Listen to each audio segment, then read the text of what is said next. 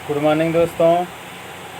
मैं अमित शुक्ला आप सभी का एक बार फिर से आपके परिवार लक्ष्मी कुंज व्हील ऑफ जीएस पे स्वागत करता हूं। दोस्तों, मैं फिर से आप लोगों के सामने एक बार फिर से 13 मई के करंट अफेयर्स के जितने भी इम्पोर्टेंट क्वेश्चन हैं वो सभी को लेके आया हूं। दोस्तों, जितने भी हमारे यूट्यूब पे जितने भी लोग नए हैं उनसे मैं ये रिक्वेस्ट करूंगा कि अब चैनल को ज़्यादा से ज़्यादा सब्सक्राइब करें, लाइक करें और अपने दोस्तों के साथ शेयर करें। दोस्तों, अगर आपको वीडियो अच्छा लगता है, आपको कंटेंट अच्छा लग रहा है तो आप वीडियो को अपने दोस्तों में आगे शेयर कीजिए ताकि हमको थोड़ा सा मोटिवेशन मिले। ठीक है दोस्तों, तो चलिए शुरू करते हैं। दोस्तों, आज का पहला क्वेश्चन है, हाल ही में पश्चिम बंगाल वन विभाग टीम ने बताया कि सुंदरवन क्षेत्र में बाघों की संख्या 2018-19 में 88 से बढ़कर वर्ष 2019-20 में कितने तक पहुंच गई है। ठीक है दोस्तों, तो ये संख्या दोस्तों 88 से बढ़कर 96 तक पहुंच गई, अर्थात ऑप्शन नंबर डी इसका आंसर हो जाएगा। तो चलिए थोड़ा सा इसको समझ लेते हैं। देखिए दोस्तों, सुंदरवन मैंग्रोव वन 2585 वर्ग किमी के क्षेत्रफल में फैला हुआ है और इसमें सुंदरवन टाइगर रिजर्व और दक्षिण 24 परगना डिवीज़न शामिल है। अब दोस्तों आप लोग बोलोगे ये 24 परगना डिवीज़न क्या है? तो दोस्तों 24 परगना पश्चिम बंगाल का एक ज़िला है। उत्तर 24 परगना और दक्षिण 24 परगना ये पश्चिम बंगाल का ज़िला है।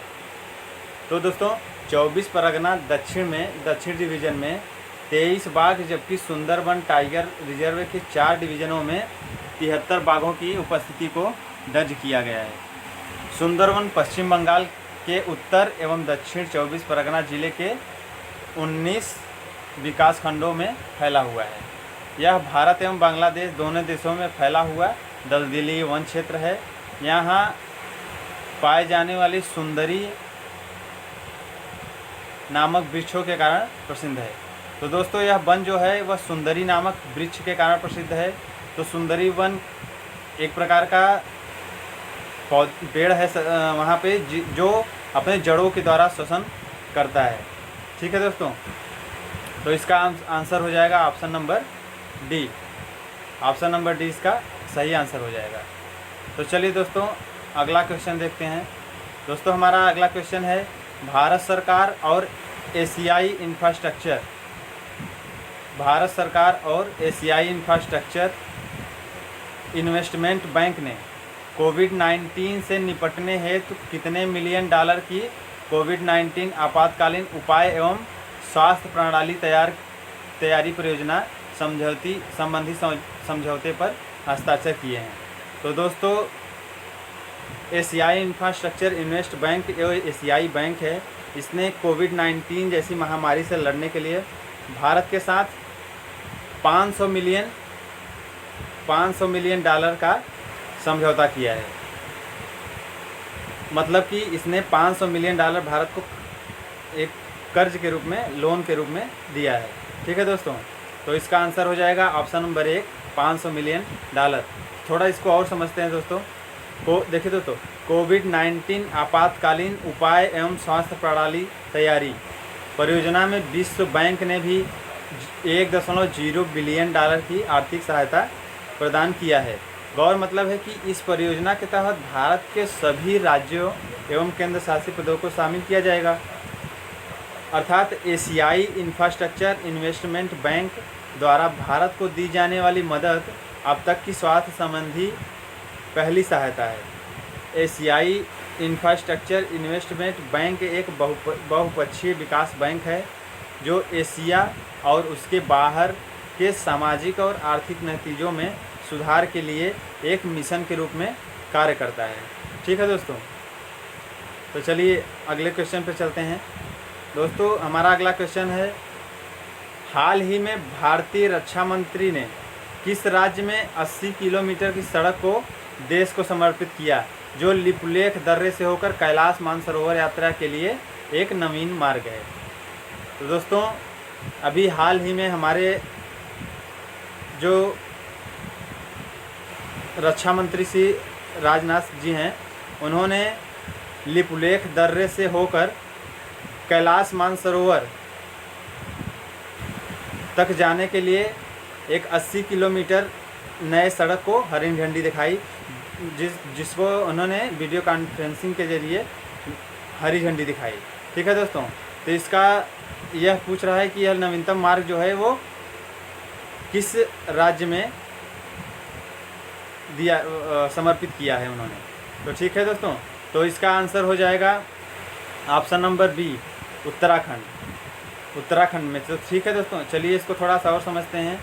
देखिए दोस्तों, इस 80 किलोमीटर लंबी ग्रीनफील्ड रोड का निर्माण चाइना स्टडी ग्रुप निर्देशों के अनुसार किया गया है। यह सड़क परियोजना भारत चीन बॉर्डर द्वारा वित्त पोषित है।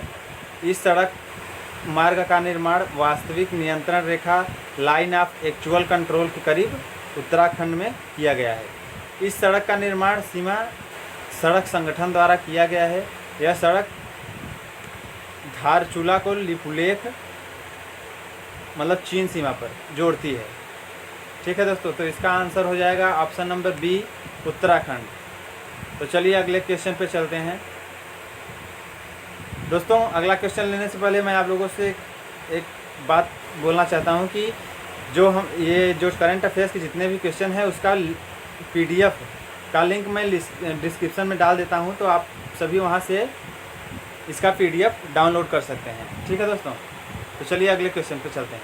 देखिए अगला क्वेश्चन है, भारतीय रिजर्व बैंक अर्थात कि RBI द्वारा जारी नवीनतम आंकड़ों के अनुसार वित्तीय वर्ष 2019-20 के दौरान स्वर्ण भंडारों में कितने टन की वृद्धि आई है। तो दोस्तों इसका आंसर हो जाएगा 40.45 टन, मतलब कि ऑप्शन नंबर सी। तो चलिए थोड़ा सा इसको और समझ लेते हैं, देखते हैं क्या है। तो दोस्तों भारतीय रिजर्व बैंक के अनुसार वित्तीय वर्ष 2019-20 में स्वर्ण भंडार बढ़कर 653.01 टन अर्थात 40.45 टन की वृद्धि हो गया है, जबकि वित्तीय वर्ष 18-19 के दौरान स्वर्ण भंडार 612.56 टन था। स्वर्ण भंडार में दर्ज की गई इस वृद्धि के कारण वर्तमान में इसका कुल मूल्य बढ़कर 30.57 बिलियन डॉलर हो गया है, जबकि मार्च 2019 तक इसका मूल्य 37.07 बिलियन डॉलर था। मार्च 2020 में कुल विदेशी मुद्रा भंडार 477.81 बिलियन डॉलर में से 263.4 बिलियन डॉलर प्रतिभूतियों के निवेश के रूप में तथा 147.5 बिलियन डॉलर अन्य केंद्रीय बैंकों में आरक्षित किया गया है।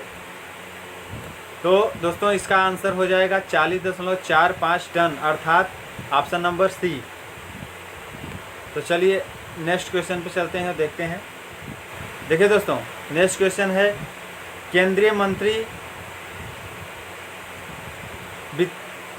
वित्त मंत्री निर्मला सीतारमण ने हाल ही में कितने राज्यों को राजस्व घाटा अनुदान के रूप में 6,195 करोड़ रुपए जारी किए हैं।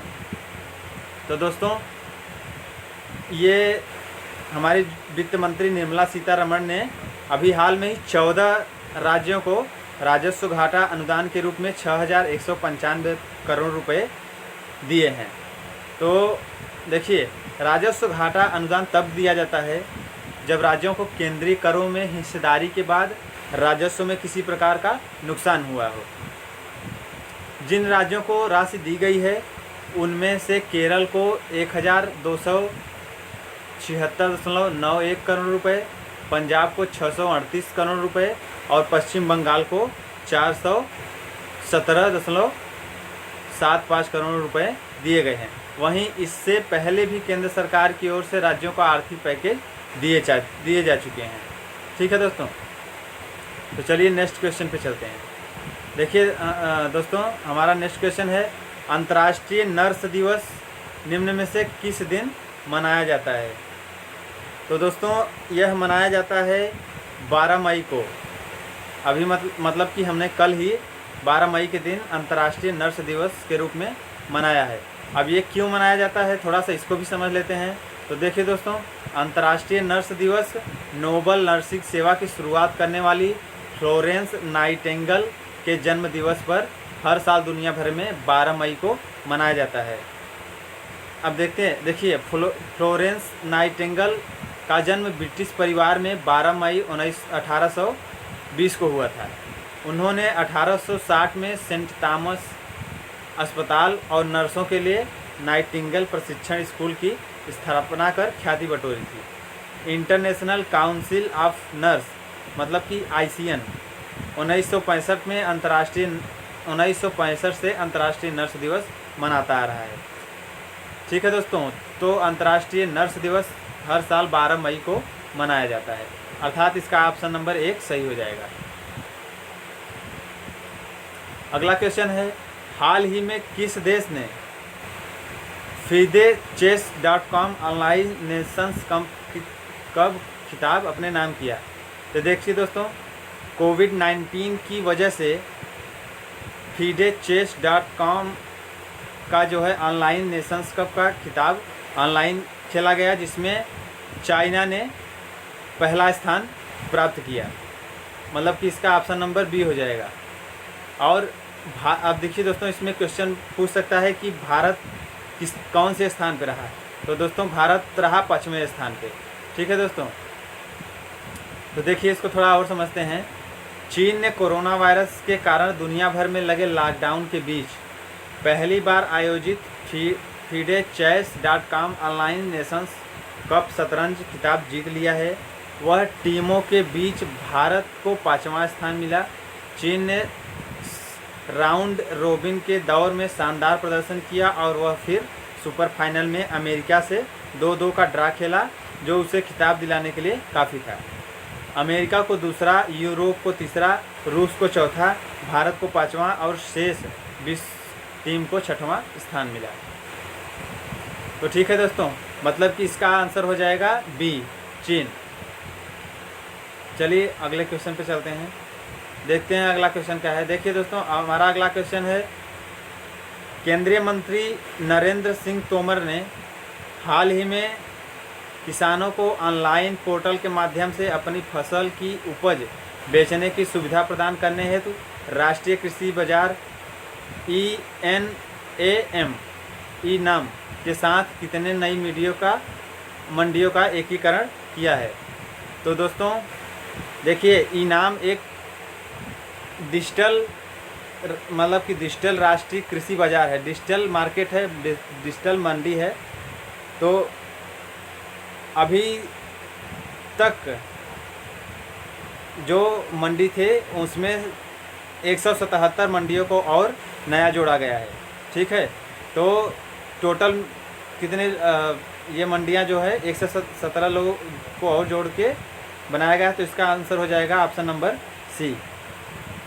चलिए थोड़ा सा और जानते हैं। ठीक, देखिए, एकीकृत की गई मंडियाँ गुजरात 17, हरियाणा 26, जम्मू कश्मीर 1, केरल 5, महाराष्ट्र 54, उड़ीसा 5, पंजाब 17, राजस्थान 25, तमिलनाडु 13 और पश्चिम बंगाल 1 है। 177 अतिरिक्त मंडियों के शुभारंभ के साथ देश भर में ENAM मंडियों की कुल संख्या 962 है।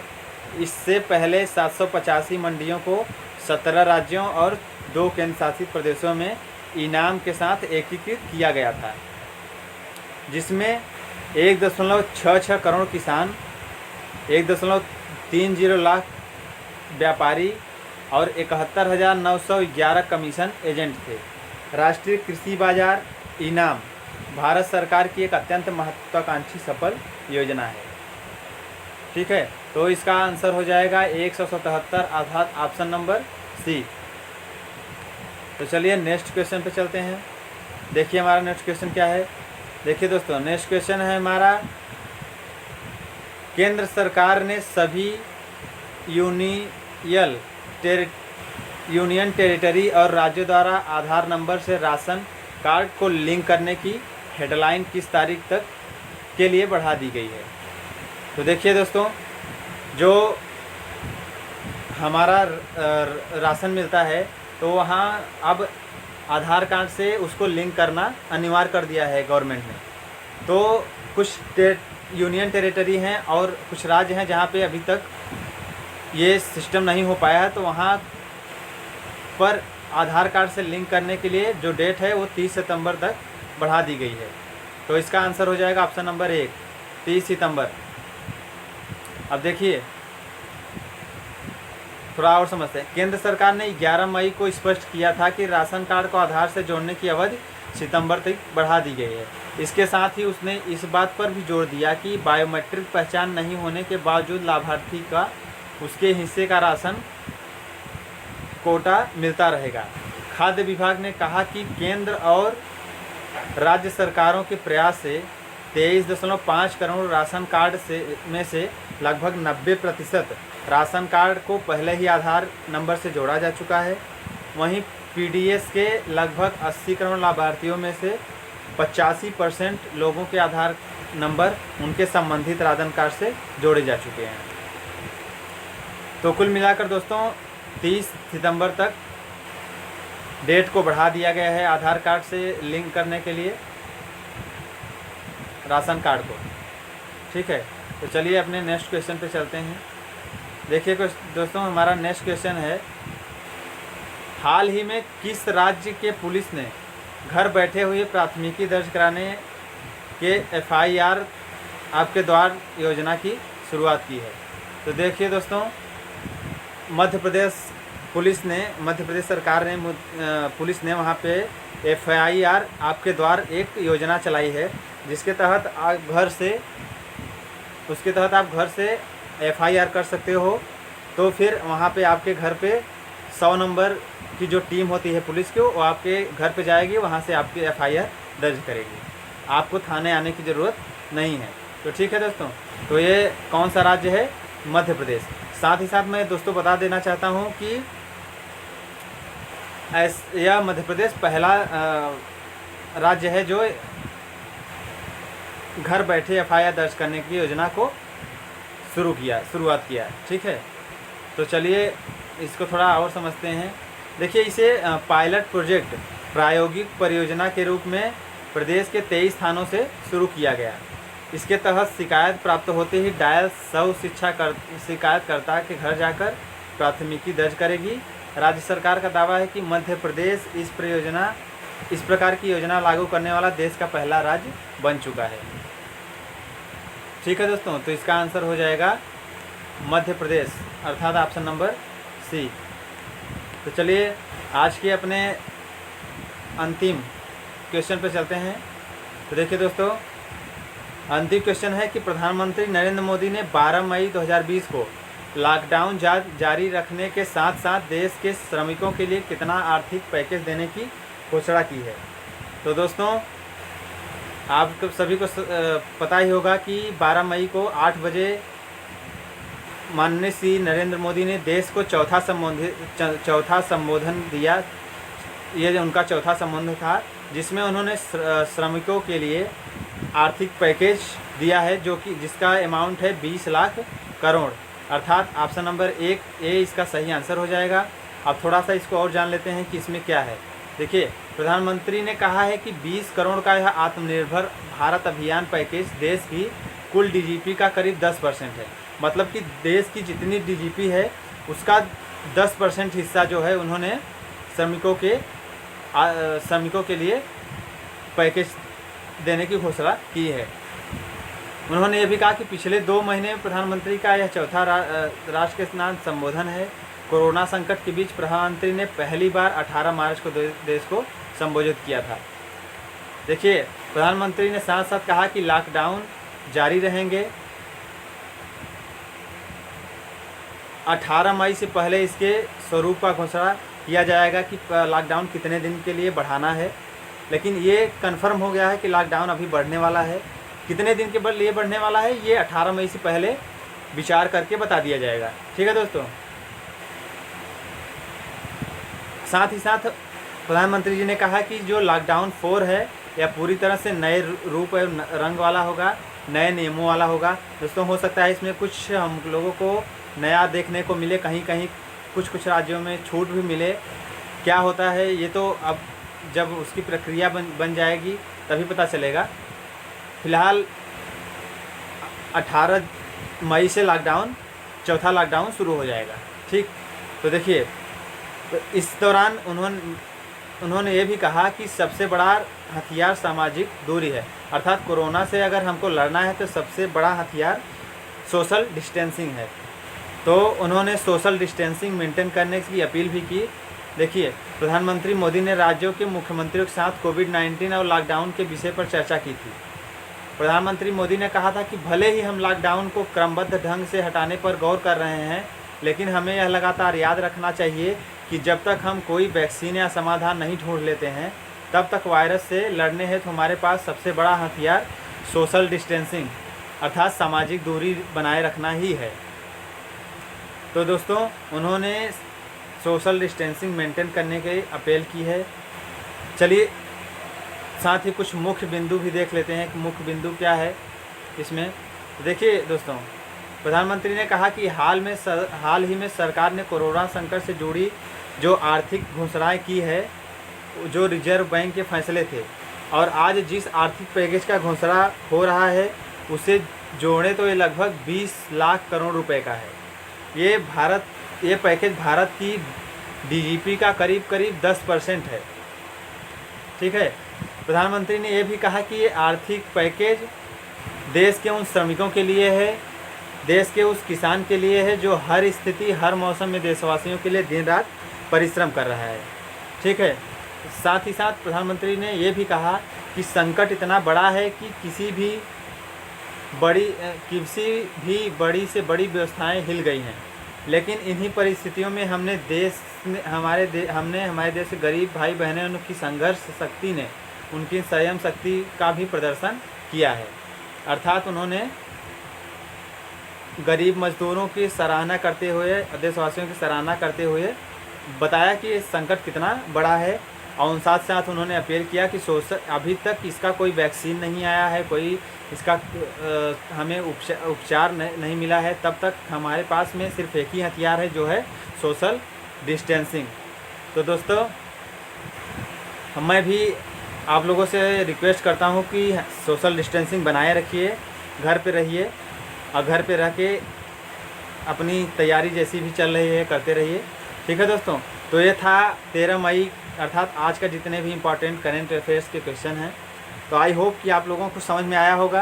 तो दोस्तों अगर वीडियो अच्छा लगा हो तो लाइक कीजिए, सब्सक्राइब कीजिए, शेयर कीजिए और अपने दोस्तों के साथ ज़्यादा से ज़्यादा शेयर कीजिए ताकि हमको मोटिवेशन मिलता रहे और आप लोगों के लिए ऐसे ही वीडियोस लाते रहें। तो ठीक है दोस्तों, तो चलिए इसी के साथ वीडियो को समाप्त करते हैं। और एक बात और मैं आप लोगों से बोलना चाहता हूं कि देखिए दोस्तों, हमारा एक पेज है व्हील ऑफ जीएस इंस्टाग्राम पे, तो उसको भी आप फॉलो कर लीजिए, वहाँ से भी आपको मटेरियल्स मिलते रहेंगे। ठीक है।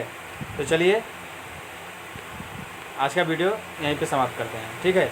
तो स्टे होम, स्टे सेफ। ठीक है। सोशल डिस्टेंसिंग को मेंटेन कीजिए, घर पे रहिए, घर वालों का ध्यान रखिए और अपनी स्टडी पे ध्यान रखिए। चलिए बाय, थैंक यू।